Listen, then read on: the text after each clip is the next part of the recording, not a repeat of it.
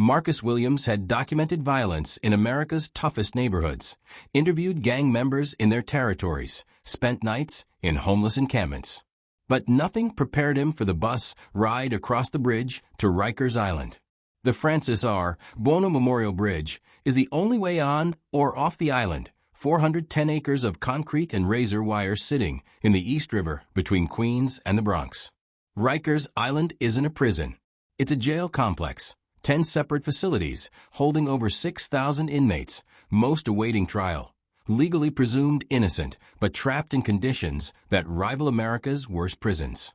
The average stay is shorter than prison, but the violence is more intense, the chaos more extreme, the danger more immediate. Marcus had secured rare embedded access to document 24 hours inside this notorious facility. What he witnessed would challenge everything he thought he knew about American justice. This wasn't punishment for crimes proven in court. This was pretrial detention that destroyed lives before judges ever rendered verdicts. This was where presumed innocence met brutal reality, where poverty became a life sentence, and where New York City's justice system revealed its darkest failures. Subscribe immediately, because what you're about to witness inside Rikers Island will shock you more than any prison documentary you've ever seen. This is 24 hours of unfiltered reality in New York's most dangerous jail. You cannot miss what happens next.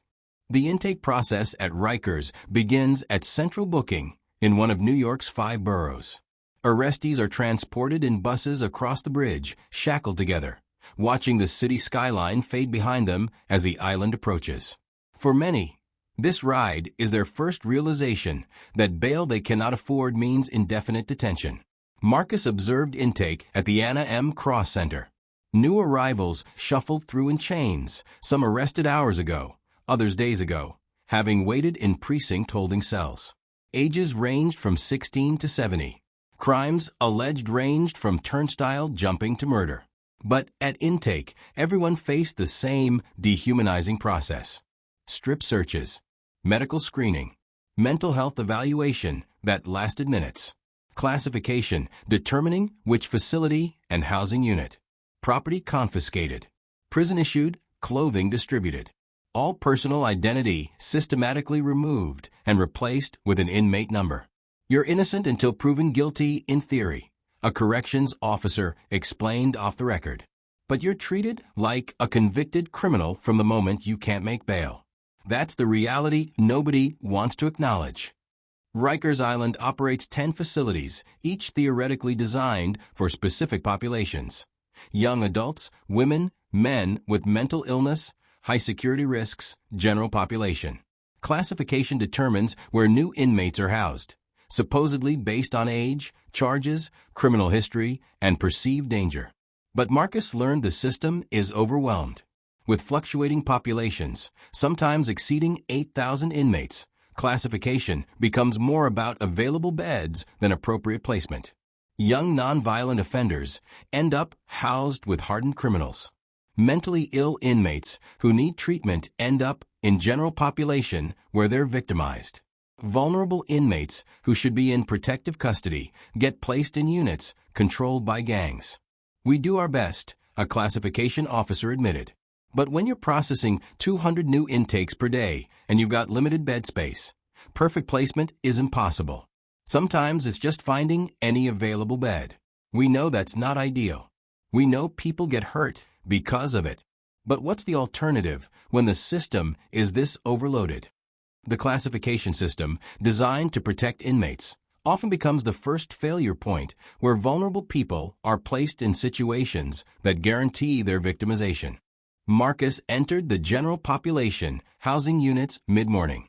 The noise hit first, shouting, banging, radios blaring, hundreds of conversations echoing off concrete and steel. 50 men housed in one unit, 2 to a cell, spending 17 to 21 hours daily locked in because of staff shortages that prevent adequate recreation and programming. The cells were tiny, approximately 6 feet by 10 feet, designed for one person but holding 2. Bunk beds, a toilet, a sink. No privacy, no space. 2 strangers forced into intimate proximity, sometimes for months, with no choice about their cellmate. Marcus watched gang recruitment happening openly. Young first-time arrestees being assessed by experienced inmates. Debts being established that would follow them to the streets if they ever got out. Contraband, drugs, weapons, cell phones. Changing hands in plain view of camera systems that corrections officers monitored sporadically. "We're outnumbered," a guard explained. One officer watching 50 inmates. "How am I supposed to prevent everything? I just try to prevent murders. Everything else is secondary." Rikers Island has become synonymous with violence. Inmate-on-inmate assaults number in the thousands annually. Staff assaults occur regularly. Use of force incidents, where guards physically control inmates, happen dozens of times daily.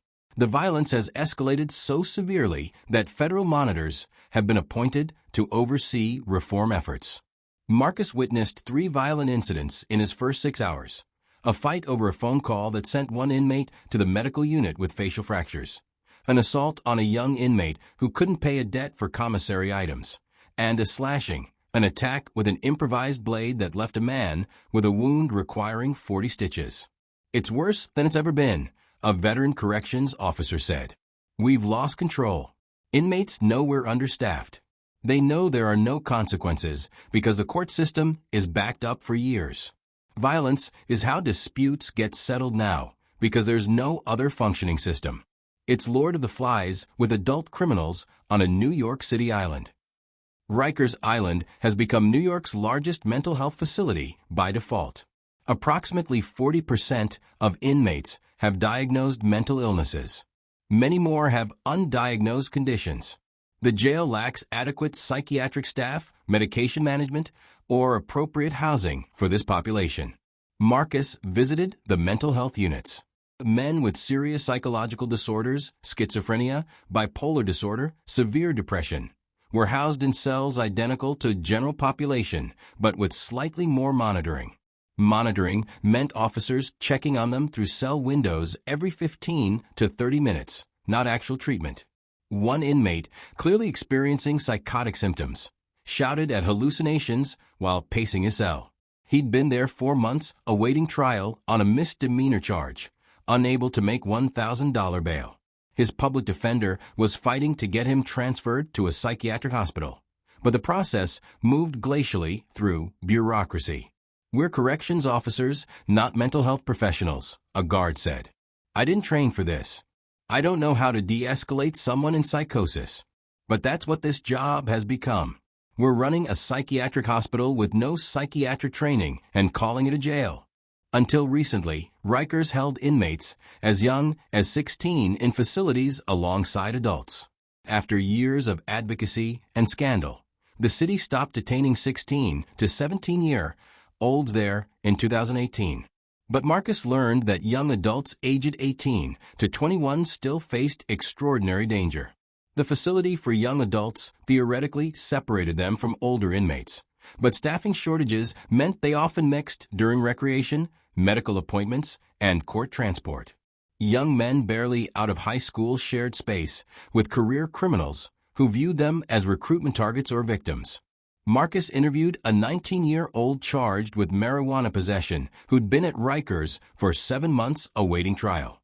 He couldn't afford the $2,500 bail. In that time, he'd been assaulted twice, joined a gang for protection, and faced new charges for a fight he said was self-defense. His original misdemeanor case had metastasized into serious criminal charges, all while presumed innocent, all because his family couldn't afford bail. "I came in for weed," he said. "Now I'm facing years. All because I'm poor." Lunch at Rikers is controlled chaos. Inmates move from housing units to mess halls and groups, under guard supervision that spread too thin to maintain real security. Marcus observed meal service in one facility, 250 inmates in one room, barely enough guards to respond if violence erupted. The food was institutional and inadequate. Portions that didn't meet caloric needs for adult men. Quality that wouldn't be acceptable in most settings.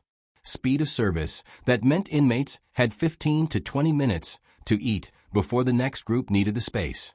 But mealtime served another purpose: social ordering. Gang members sat in specific sections. New inmates were assessed. Debts were demanded. Protection schemes were enforced. Marcus watched the invisible rules being negotiated through glances, gestures, and occasional confrontations that guards couldn't always prevent. Mealtime is when the most stabbings happen, a corrections officer explained. Everyone's together. Weapons can be passed. Guards are watching hundreds of people at once. It's impossible to see everything. We just respond when it explodes. The majority of inmates at Rikers are there for one reason. They cannot afford bail. Charged with crimes ranging from misdemeanors to serious felonies, they sit in jail for months or years awaiting trial because their families cannot raise a few $1,000s, sometimes just a few hundred. Marcus interviewed a man charged with turnstile jumping, skipping the subway fare, who'd been at Rikers for 6 months on $250 bail. 6 months of his life lost, his job gone, his apartment likely lost, his family struggling. All over $250 his family couldn't afford. The cost to taxpayers of housing him for 6 months exceeded $30,000. It's a wealth-based detention system, a legal aid attorney explained. If you can pay bail, you go home and fight your case from freedom. If you can't, you sit here and watch your life collapse while the court system moves at a glacial pace. The rich go home. The poor stay here. That's not justice. That's class warfare disguised as public safety. Contraband flows into Rikers through multiple channels. Visitors smuggling items, corrupt corrections officers, drone deliveries that land in recreation yards, even items thrown over fences. Drugs, cell phones, weapons. Everything is available for the right price. Marcus observed, but couldn't film the underground economy. K2, synthetic marijuana, costs $50 per small package. Cell phones run $500 to $1,000. Weapons made from stolen materials or smuggled in pieces are rented for attacks. The economy is sophisticated, organized, and largely beyond official control. Corrections officers supplement inadequate salaries by looking the other way or actively participating. Not all guards are corrupt. Most are honest people doing difficult jobs, but enough participate that the smuggling network functions reliably. The money is too good, the oversight too weak, the consequences too rare. We catch some of it, a supervisor admitted. But we're searching thousands of visitors, screening hundreds of packages, monitoring 6,000 inmates with inadequate staff. The smugglers only need to succeed occasionally. We need to be perfect constantly. We can't be. So contraband gets in, people get high, people get killed, and we file reports knowing nothing will fundamentally change. If what you're seeing inside Rikers is shocking you, hit that like button right now and comment whether you think bail reform would fix this crisis or make it worse. The next 12 hours reveal even darker realities that will challenge everything you believe about justice. The Rose M. Singer Center houses female inmates, roughly 500 women in a facility designed for the same challenges as men's units, but with additional complications. Many women at Rikers are mothers separated from children. Some are pregnant. Others struggle with trauma histories that make incarceration particularly damaging. Marcus observed the women's facility briefly, with female staff supervision. The violence was less frequent but still present. The mental health crisis was equally severe. The separation from children created anguish that male facilities didn't face in the same way. Mothers missing birthdays, unable to maintain bonds, watching parental rights threatened while they sat unable to make bail. "I've been here 9 months," one woman told Marcus through tears. "My daughter was 2 when I was arrested. She's almost 3 now. She doesn't recognize me on video calls. I'm charged with stealing food from a store because we were hungry. 9 months for alleged shoplifting because I can't pay $1,000 bail. My daughter is growing up without me for 9 months over alleged theft of food." Rikers medical care is constitutionally required but chronically inadequate. With thousands of inmates and insufficient medical staff, treatment delays are common, serious conditions are missed, and preventable deaths occur with disturbing regularity. Marcus visited the medical unit. Inmates with chronic conditions, diabetes, hypertension, HIV, struggled to receive consistent medication. Those with acute injuries or illnesses waited days for appointments. Dental care was nearly non-existent except for emergency extractions. The facility's response to COVID-19 had been catastrophic. Rikers became an early outbreak hotspot with inadequate isolation capacity, insufficient testing, and continued transfers that spread infection throughout the complex. Inmates and staff died. The crisis exposed systemic failures that advocates had warned about for years. "We're practicing medicine in impossible conditions," a medical provider explained. "I can't provide quality care when I'm seeing 100 patients per day with inadequate supplies and impossible demands. People die here from treatable conditions because the system can't handle the population we're asked to manage. It's not medicine. It's triage at a disaster scene that never ends." Gangs control significant portions of Rikers Island. Bloods, Crips, Latin Kings, Trinitarios, and various smaller sets all maintain presence. For inmates, gang affiliation often determines safety, access to contraband, and quality of life during incarceration. Marcus couldn't film gang activity directly, but its effects were everywhere. Housing units divided by gang territory. Young inmates being recruited with promises of protection and threats of violence. Taxes collected from non-affiliated inmates for basic peace. Gang disputes from the streets continuing inside, sometimes escalating into organized violence that required facility-wide lockdowns. Corrections officers acknowledged that gangs often maintained better order than official authority. When gang leadership wanted peace, usually when violence was hurting their business operations, violence decreased. When tensions rose between sets, staff could do little to prevent it. "We don't control the island," an officer admitted off the record. "We manage it in cooperation with gang leadership." That's the unspoken reality. They have more influence over their members than we do. It's not what the public thinks, but it's the truth.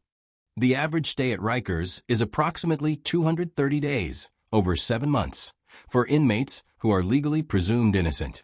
Some stay years, waiting for trial. The backlog in New York's court system, combined with aggressive prosecution and inadequate defense resources, creates a limbo where time stops and lives are destroyed while justice moves at glacial pace. Marcus interviewed inmates who'd been waiting over a year for trial. Plea deals were offered constantly. Plead guilty to lesser charges and go home on time served, or maintain innocence and wait indefinitely for a trial that might never come. For many, the choice was impossible. Admit to crimes they didn't commit or watch their lives outside collapse while they waited for vindication. "The process is the punishment," a public defender explained. "Even if my client is eventually acquitted, they've lost their job, their apartment, sometimes their family. They've been traumatized by months or years here. The system coerces guilty pleas through suffering. That's not justice. That's torture disguised as due process." Rikers Island has one of the highest suicide rates in American jails. The combination of mental illness, isolation, hopelessness about legal cases, and inadequate mental health care creates a perfect storm. Inmates hang themselves with torn sheets, overdose on smuggled drugs, or find other methods to end unbearable suffering. Marcus reviewed suicide prevention protocols, observation cells with cameras, mental health checks, crisis intervention teams. But with thousands of inmates and inadequate staffing, the system caught only some cases. Others succeeded before anyone noticed. One man Marcus interviewed had attempted suicide twice during his 14-month stay awaiting trial. He was charged with assault, a charge he insisted was self-defense, and couldn't afford $5,000 bail. He'd lost his construction job, his apartment, his girlfriend who couldn't maintain the relationship through incarceration. He was facing years in prison if convicted, but the waiting was worse than any sentence. "Sometimes I think I'd rather be dead than spend another day here," he said.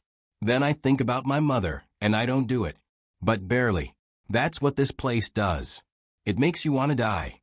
Visiting at Rikers requires families to take buses across the bridge, pass through extensive security screening, and wait hours for brief visits through glass partitions or in monitored rooms. For many families, the journey is expensive and time-consuming. a full day lost to see a loved one for 30 minutes. Marcus observed the visiting areas. Children seeing fathers through glass, unable to hug them. Wives maintaining relationships under impossible strain. Mothers crying while their sons tried to stay strong. The visits that were meant to maintain family bonds often seemed to highlight how much incarceration was destroying those connections. Many inmates received no visits, some because family had given up, others because family couldn't afford the time or money required, some because their cases involved orders of protection preventing family contact. These men faced their legal battles completely alone, isolated from all support except overburdened public defenders. "I haven't seen my kids in 8 months, one father said. "My ex won't bring them. I don't blame her. This place is traumatic, but I'm dying here without them." Corrections officers at Rikers face one of the toughest jobs in criminal justice. Understaffed facilities, mandatory overtime that can exceed 24-hour shifts, constant danger, inadequate training, and public vilification create conditions where burnout and turnover are epidemic. Marcus interviewed officers who described working 18-hour shifts regularly, sometimes going 30-plus hours without break when staff shortages reached critical levels. The exhaustion contributed to mistakes, made violence harder to prevent, and degraded conditions for everyone. "I became a corrections officer to help people," one guard said. "I thought I'd be part of rehabilitation, providing security for programs that helped inmates. Instead, I'm a babysitter in a war zone, working doubles constantly, barely keeping violence from exploding. Going home, exhausted to do it again tomorrow. This wasn't what I signed up for. But I have a family to feed, so I stay. And I watch good officers quit every week because they can't take it anymore." Night at Rikers is when control becomes most tenuous. Reduced staffing, darkness, and exhaustion create opportunities for violence, contraband distribution, and gang activity. Marcus observed the night shift, skeleton crews monitoring housing units where hundreds of inmates slept or didn't. The noise never stopped. Men shouting between cells, radios playing, arguments starting, guards responding to disturbances constantly. Cell fights, medical emergencies, suicide attempts, fires started deliberately. One guard described night shift. "You're walking through units hoping nothing major happens because backup is thin. You hear noises and have to investigate knowing you might be walking into violence. You make rounds knowing men are watching, calculating, sometimes planning. It's psychological warfare. They test you constantly. And you're so tired from the double shift you just worked that you're making mistakes you wouldn't make if you were rested." Morning couldn't come fast enough. But morning meant court runs, intake of new arrestees, and the cycle beginning again. 24 hours at Rikers, and the nightmare started over.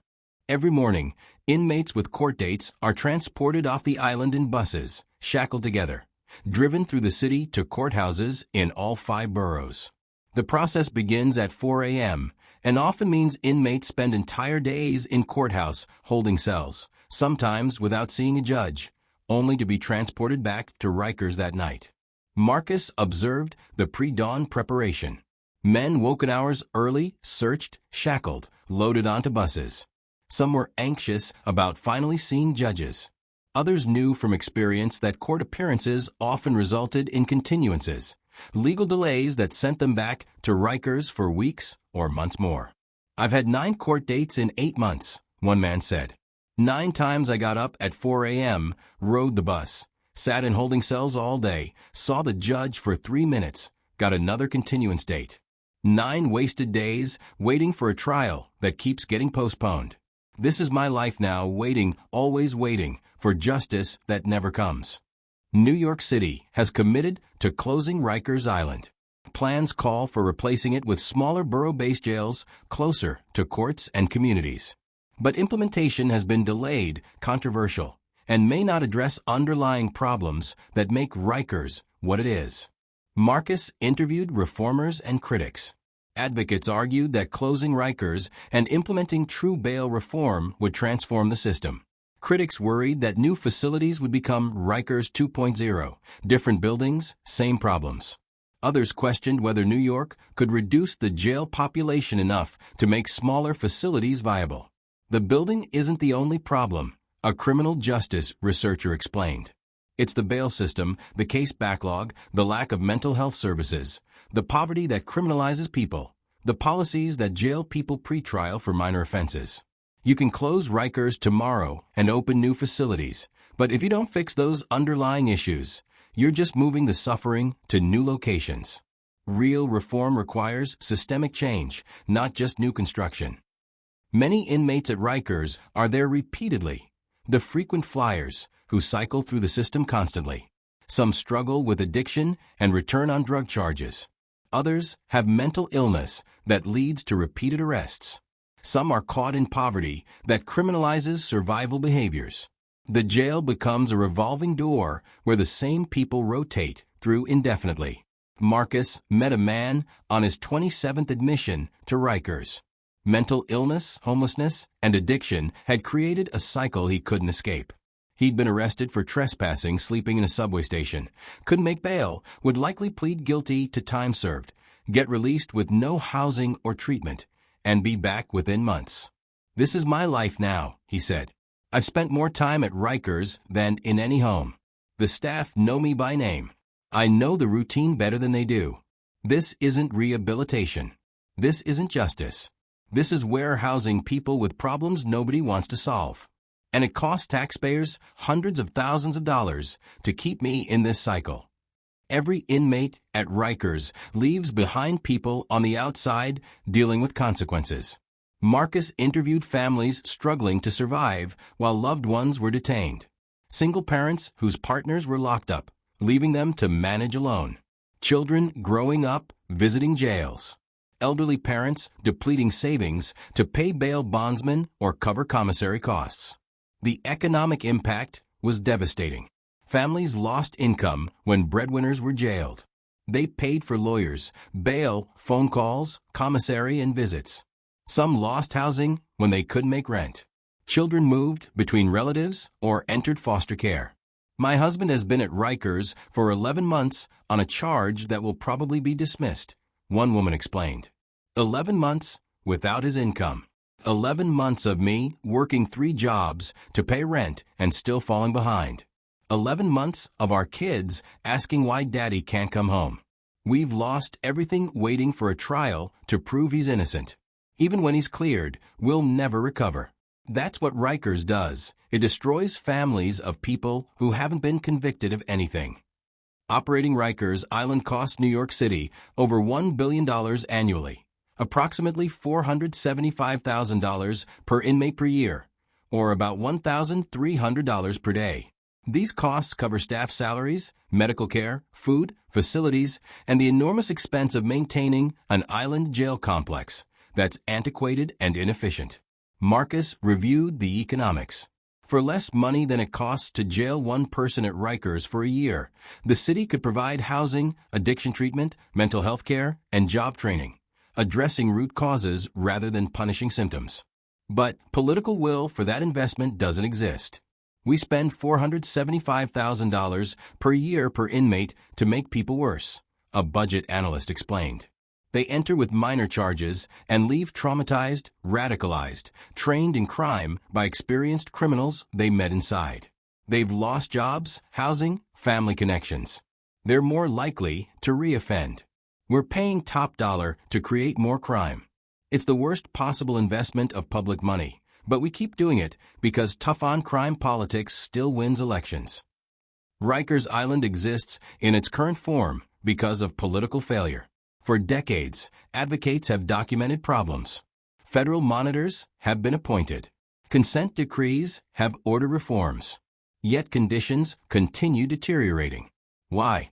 Marcus explored the political dynamics. Closing Rikers requires opening facilities in neighborhoods that don't want jails. Reducing the jail population requires bail reform that opponents claim threatens public safety. Adequately staffing facilities requires budgets that compete with other priorities. Real reform requires political courage that few elected officials demonstrate. Every politician campaigns on fixing Rikers, a longtime advocate said.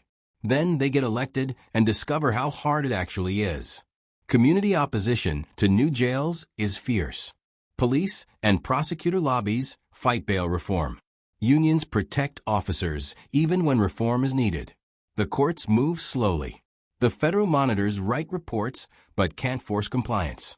So politicians make incremental changes, declare victory, and leave the fundamental problems for their successors.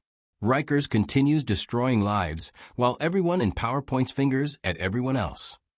After 24 hours, Marcus rode the bus back across the Francis R. Buono Memorial Bridge.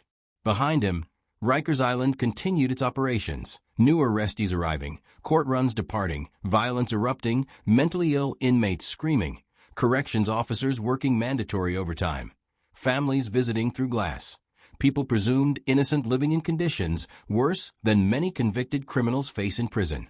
The contrast hit him as the city skyline came back into view. Manhattan's gleaming towers, Queens neighborhoods, the Bronx's communities, all visible from Rikers. So close yet impossibly far for the people trapped on that island awaiting trial. Some would eventually be acquitted and released, their innocence proven, but their lives destroyed. Others would accept plea deals just to escape, admitting to crimes they didn't commit because freedom at any cost was better than one more day inside. Rikers Island isn't just a jail. It's a moral failure. It's a testament to what happens when society chooses punishment over rehabilitation, retribution over reform, political expedience over human dignity. 6,000 people, most presumed innocent, living in daily trauma because they're too poor to buy their freedom. That's the truth about Rikers Island. That's the truth about American justice. If this 24-hour investigation opened your eyes to the crisis at Rikers Island, subscribe now, because next week we're comparing New York's Rikers to Chicago's Cook County Jail to expose which American city has the worst detention system. Hit that bell and comment whether you think Rikers should be closed or reformed. The truth about American jails goes deeper than anyone wants to admit.